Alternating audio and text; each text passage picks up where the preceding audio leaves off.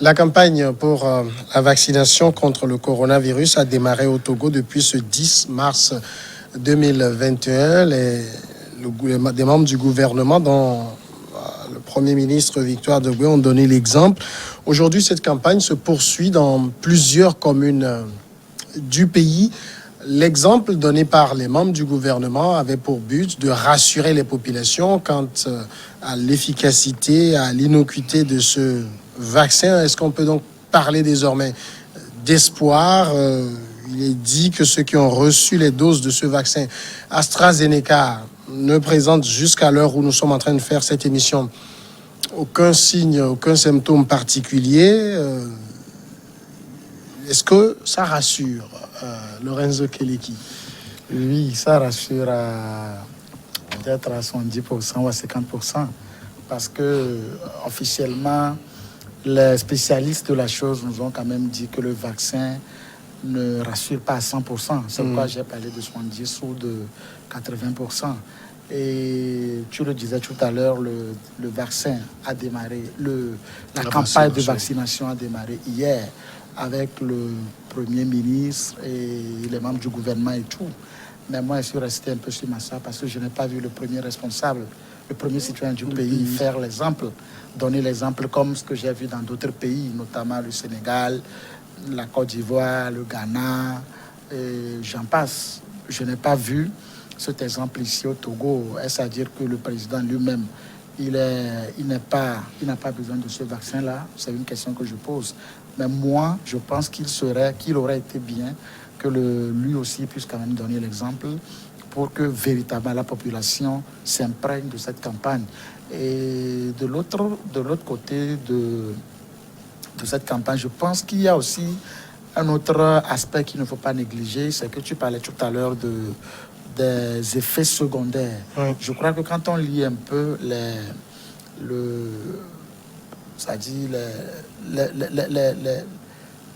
comment est-ce qu'on appelle ça?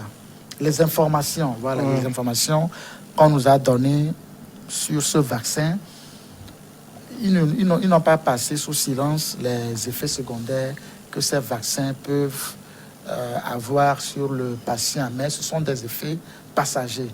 Et donc, ce ne sont pas des effets qui sont dangereux ou qui peuvent peut-être mettre le patient dans une situation dangereuse. Non, c'est des effets, peut-être le corps qui chauffe, la partie où vous avez été vacciné, un petit gonflement. Un petit gonflement, mais avec un petit produit, je pense que ça peut passer. Voilà. On parle de léger vertige également. Vertige, oui, également. En tout cas, il y a quand même un certain nombre d'effets secondaires, mais qui sont, pour la plupart, des effets passagers qui ne sont pas de nature à compromettre la santé du patient. Contrairement à ce qu'on a vu sur les réseaux sociaux, contrairement à ce que certaines personnes ont tenté de faire circuler sur les médias sociaux. Voilà. Credo, tu étais rassuré? Oui, non, mais moi je crois les premiers responsables du pays. Et lorsqu'on parle des premiers responsables d'un pays, donc ça ne se résume pas uniquement à la personne du chef de l'État, mais on aurait souhaité voir Faure Gnassingbé se faire vacciner. Mais il ne l'a pas fait, donc on ne connaît pas les circonstances. Mais on a vu d'autres premiers responsables du pays qui l'ont fait, de madame le chef du gouvernement jusqu'à ses ministres. Donc je crois que c'est déjà rassurant. Et à l'intérieur du pays, les délocalisations du pouvoir central, les tenants aussi, se sont sacrifiés à cet exercice. Donc il ne faut pas être toujours pessimiste ou bien chercher un pouls sur un crâne, sur une tête rasée. Donc il faut sensibiliser les populations, surtout les sujets qui sont habilités à prendre ce vaccin, à ce que les gens puissent aller naturellement ou volontairement se faire vacciner. Parce que vous voyez, donc aujourd'hui, avec tout ce qui a circulé sur les réseaux sociaux, il y a une certaine intoxication de l'opinion à un certain moment sur le type même de vaccin AstraZeneca. Mais on a vu également, l'OMS a fait une sortie, a homologué cela. Et même si ces derniers temps, donc on nous parle d'une histoire du Danemark. Non, mais moi je dis, il faudrait, donc ce sont quelques effets. Donc ça peut avoir, si par exemple sur ce plateau, on nous fait ce type de vaccin, les effets, si nous devons ressentir des effets secondaires, donc ça ne sera pas de la même façon. Donc là, donc ça dépend également du type du patient. Et aujourd'hui, nous devons... Mais tout ça est de nature à inquiéter parce que, par exemple, dans le cas du Danemark, où on dit que c'est vrai qu'on dit que c'est 9 patients sur 3 millions qui ont présenté ces complications sur le caillot de sang. Ils ne les auraient jamais eu s'ils n'avaient pas été vaccinés. Hein. Non, ce n'est pas toujours une vérité biblique, mais est-ce que ces patients ne présentaient pas des signes? Donc est-ce qu'ils n'étaient pas déjà vecteurs de signaux qui allaient conclure? Donc, on ne peut pas dire également que c'est une coïncidence. Ça veut dire qu'il faut connaître l'état de santé de la personne avant de la vacciner. Je m'interroge. Je n'ai pas les éléments nécessaires pour statuer sur le cas du Danemark. La question, c'est que aujourd'hui ou bien hier, la campagne de vaccination à l'AstraZeneca a débuté au Togo avec l'acquisition de 156 000 doses. Donc ça, c'est déjà un effort à saluer de la part du gouvernement et sensibiliser les gens à ce qu'on puisse... donc ce n'est pas le Danemark seul qui est à l'AstraZeneca. Donc il y a d'autres pays aussi. Donc il y a d'autres puissances aussi. Après le Danemark, la Norvège et l'Italie suspendent également le vaccin AstraZeneca. Ça, c'est une information France 24 qui date de ce midi-là.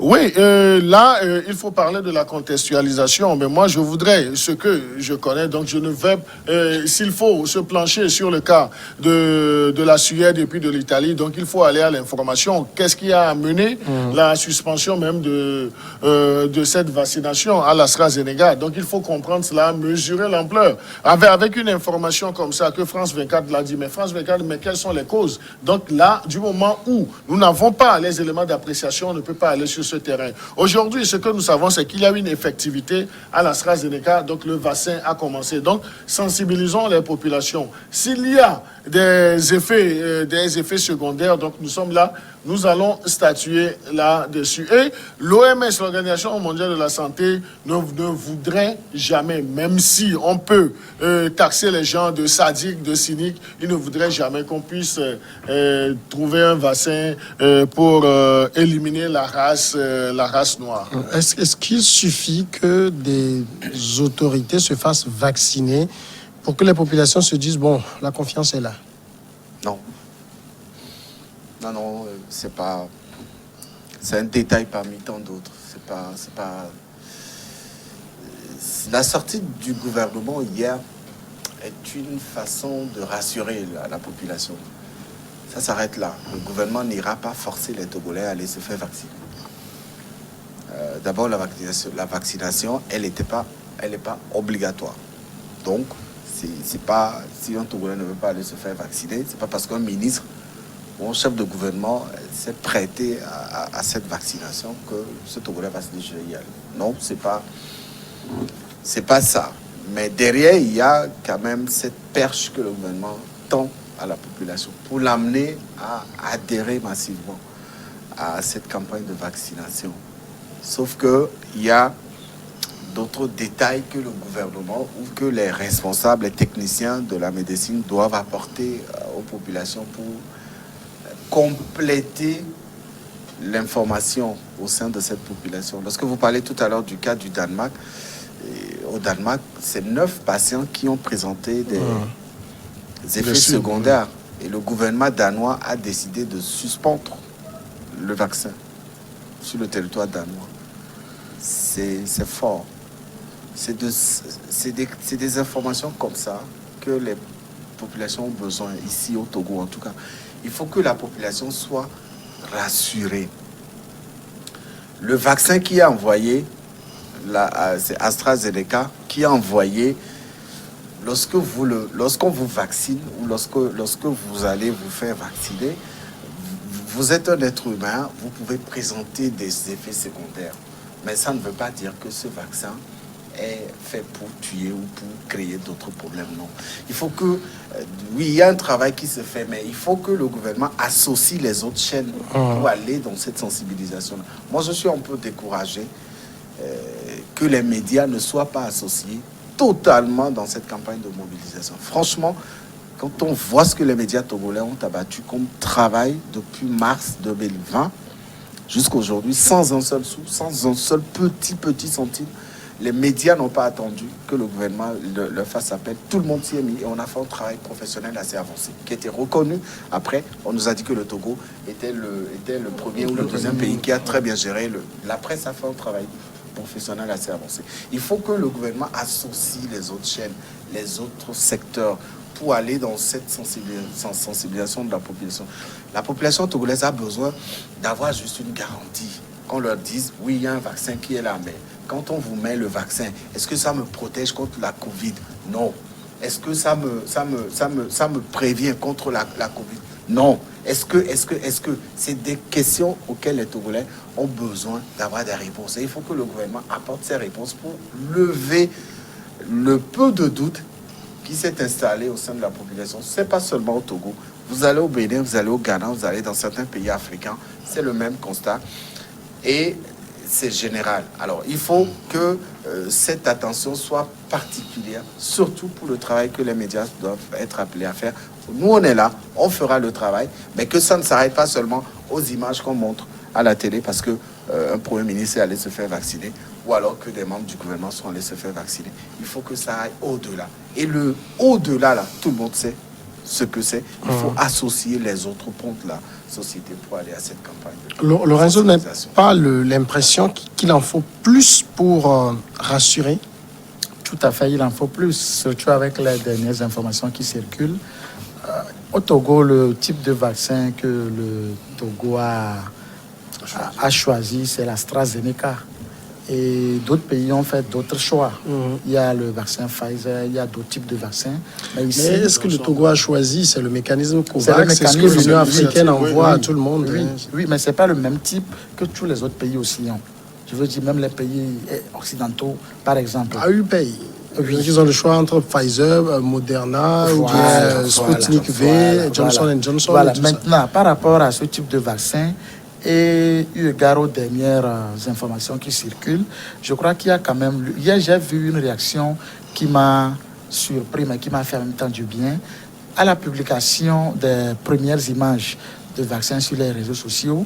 On voyait des médecins qui vaccinaient certaines autorités sans gants. Ouais. Et ça a naturellement créé un débat sur les réseaux sociaux. Mais avant la fin de la journée, j'ai vu je crois que c'est la faculté des sciences qui a sorti un communiqué dans lequel ils posaient le problème et ils apportaient de l'eau au moulin. C'est-à-dire, ils posaient le problème pour savoir si le port du gant est obligatoire pour vacciner quelqu'un. Et ça m'a vraiment surpris et ça m'a fait du bien. Je pense qu'il serait aussi bien que par exemple, ces institutions puissent lever aussi le doute qui plane sur ces dernières...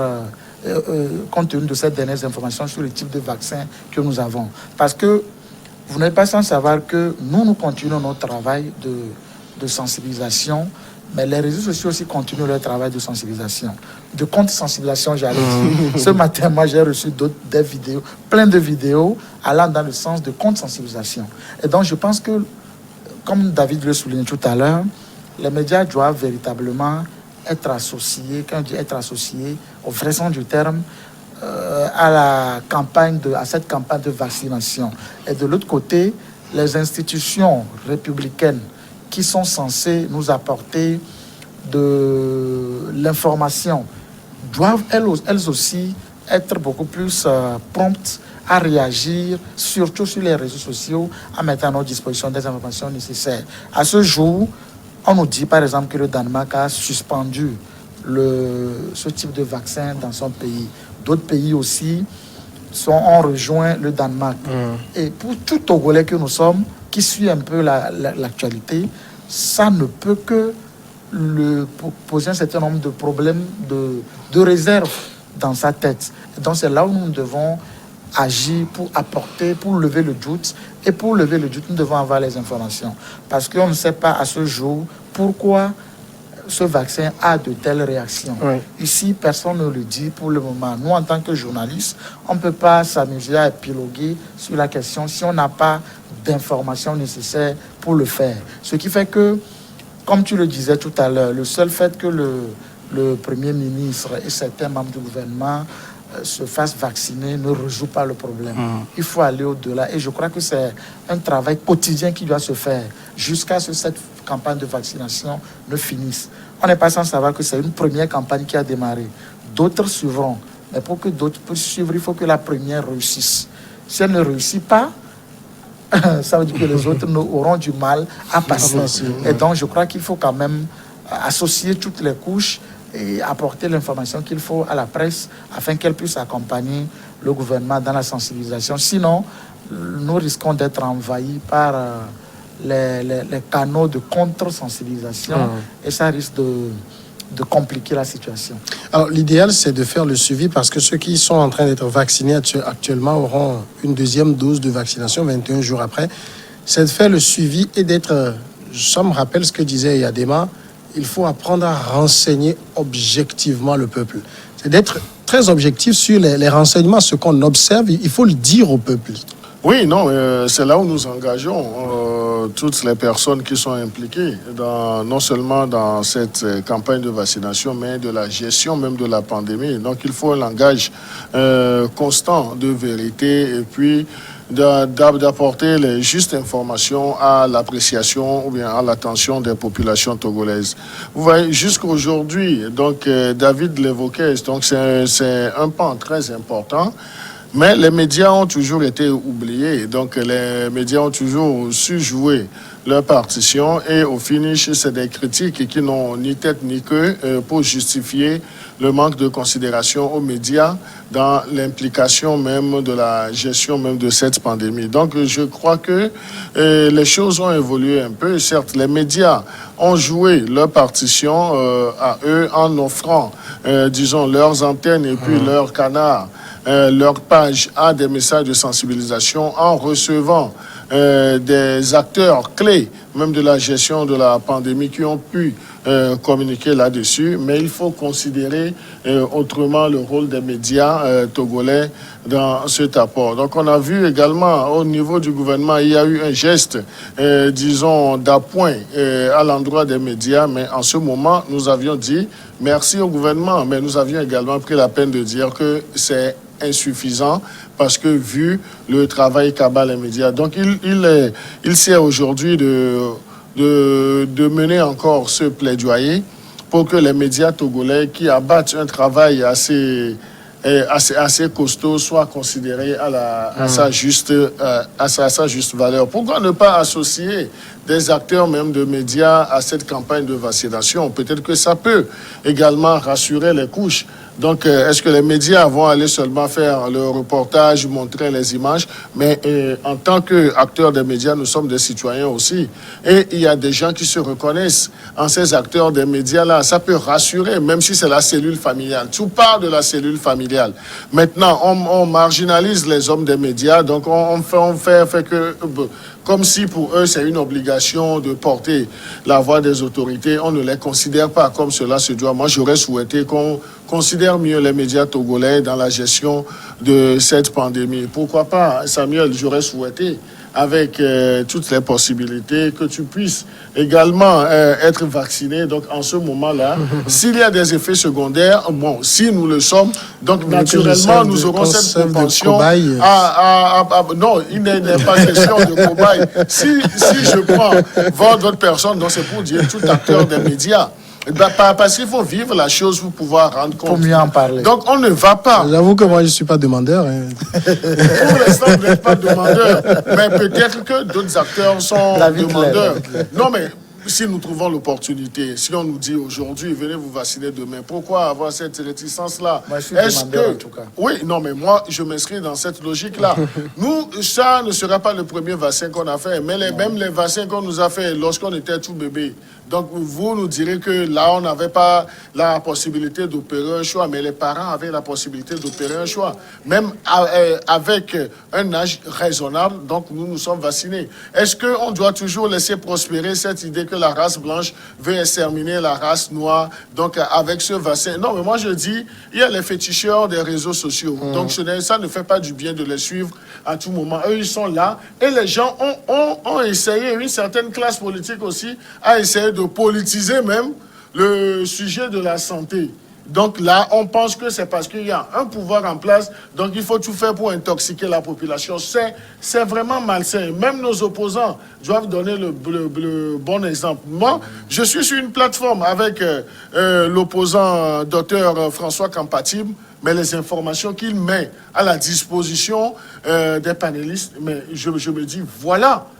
C'est un citoyen. Il sait qu'avant d'être opposant, il est un citoyen. Médecin, il donne même les informations. Et il arrive même que docteur Campatib rabroue même des gens qui prennent des choses, des images ou bien des messages pour dire non, ce n'est pas ça. Ce n'est pas ça. Mais allons à ce niveau. Donc voilà ce qu'on veut de constructif. Mais ça me ferait plaisir de voir Jean-Pierre Fabre se faire vacciner.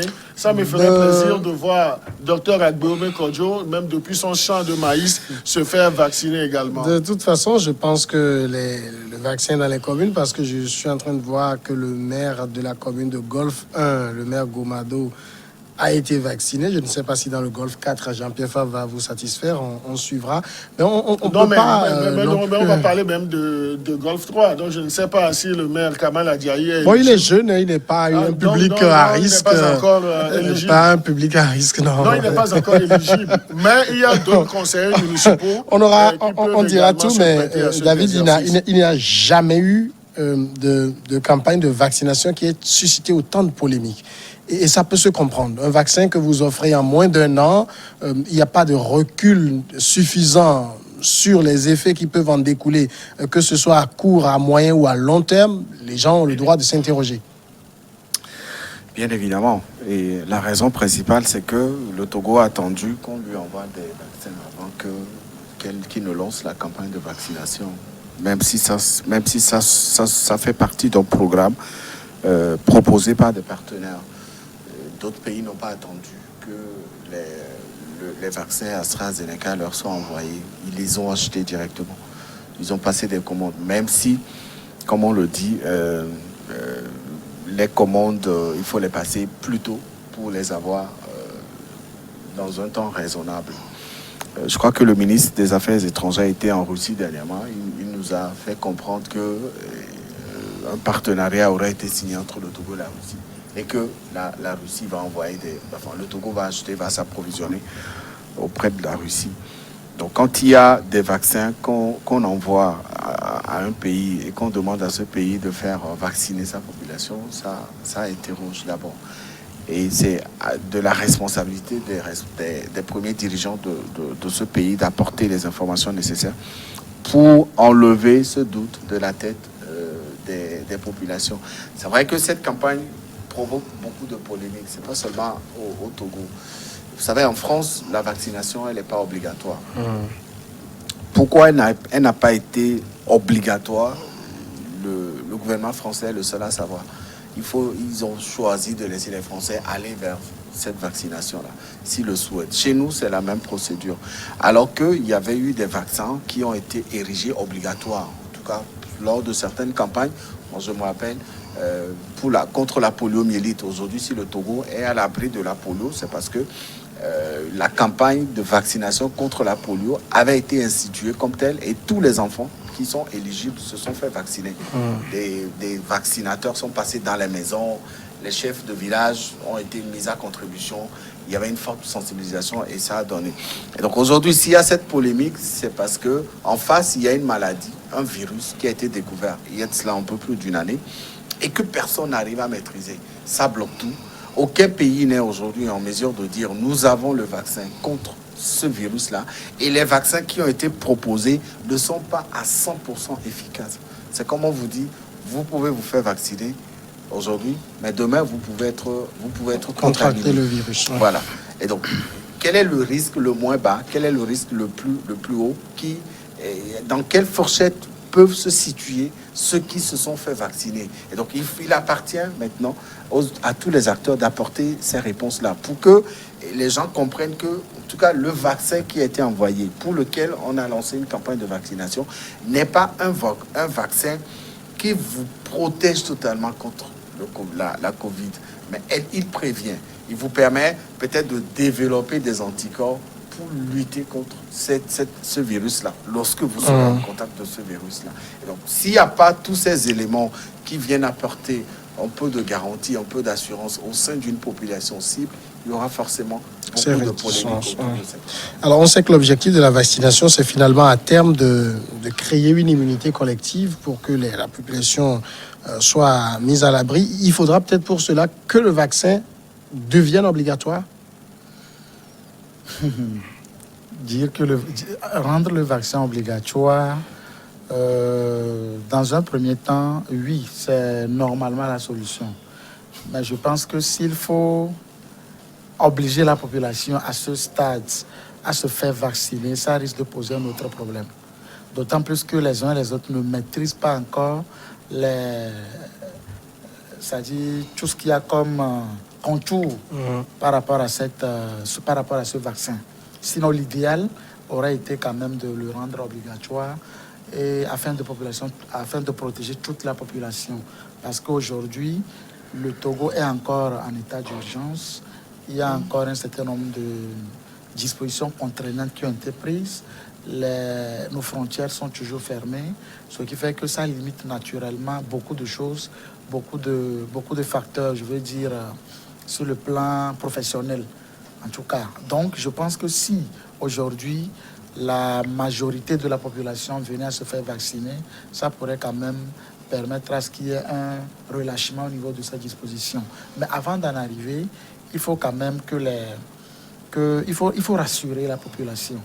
Et tout à l'heure, Credo parlait posait le problème où il parlait de l'association des hommes de médias. Je pense que c'est un facteur important parce que actuellement, nous sommes sur les médias en train de parler, mais nous parlons de quelque chose que nous n'avons pas nous-mêmes expérimenté. Vous imaginez si Credo avait été vacciné, si David avait été vacciné, si moi j'avais été vacciné. Je pense que tous les trois, on aurait quand même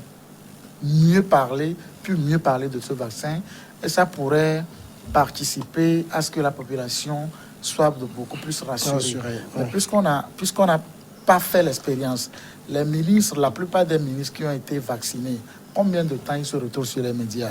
Mais nous, pratiquement tous les jours, nous sommes sur les médias, soit sur les radios, soit dans nos colonnes de journaux en train d'écrire.